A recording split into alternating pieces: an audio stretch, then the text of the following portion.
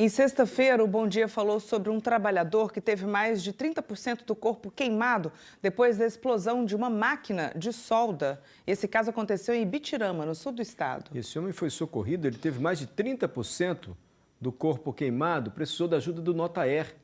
Os helicópteros aí do governo do estado, o pessoal do Notaer, que faz esse tipo de transporte, levou esse homem ferido até o Hospital Jaime Santos Neves, no município da Serra. Mais um caso de acidente de trabalho, a máquina de solda explodiu. Quais são os direitos de quem sofre um acidente assim? Os deveres também da empresa, né?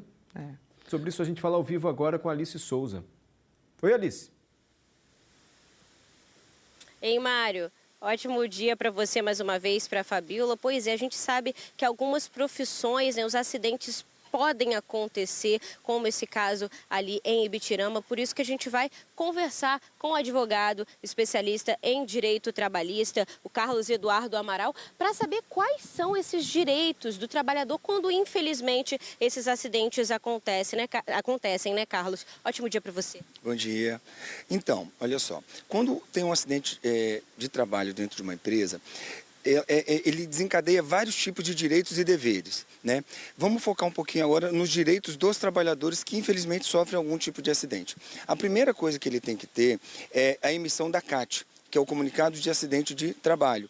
Com esse documento, ele vai procurar um atendimento perante o INSS, a depender do tipo de gravidade, de sequela que ele tenha. E se ele precisar de um tratamento superior a 15 dias, ele tem que dar entrada num pedido de benefício junto ao INSS.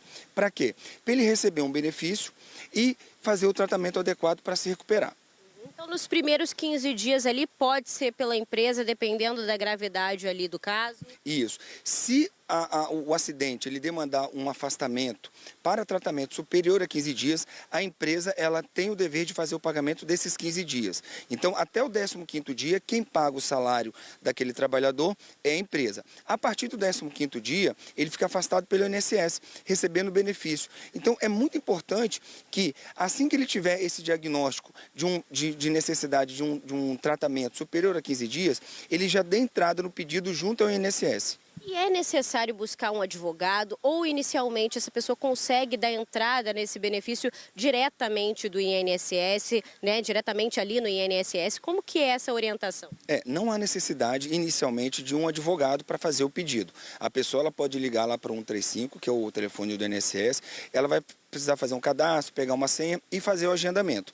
Ela só talvez precisaria de um advogado caso ela tenha a indicação médica para fazer um tratamento superior a 15 dias e o INSS não reconheça isso, ou seja, o INSS indefere aquele pedido de benefício. Aí sim, talvez seria bom ela procurar um advogado para verificar se ela tem direito ou não a pleitear judicialmente ou administrativamente esse benefício. E, Carlos, a gente está falando dos direitos do trabalhador também, né? Mas existem os deveres. É necessário tentar fazer de tudo para evitar que esses acidentes aconteçam ali dentro da empresa, né? Sim, sim. É importantíssimo a gente enfatizar isso.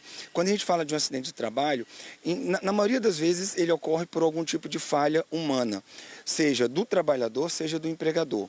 Então, assim, quando a gente fala em segurança do trabalho, é uma questão que envolve tanto a pessoa do trabalhador quanto do empresário. O empresário tem o dever de fornecer um ambiente de trabalho seguro e o empregado tem o dever de seguir as normas de segurança que a empresa passa para ele. Então, por exemplo, se a empresa ela fornece o EPI, ela tem que treinar o próprio trabalhador e cobrar que ele use aquele EPI.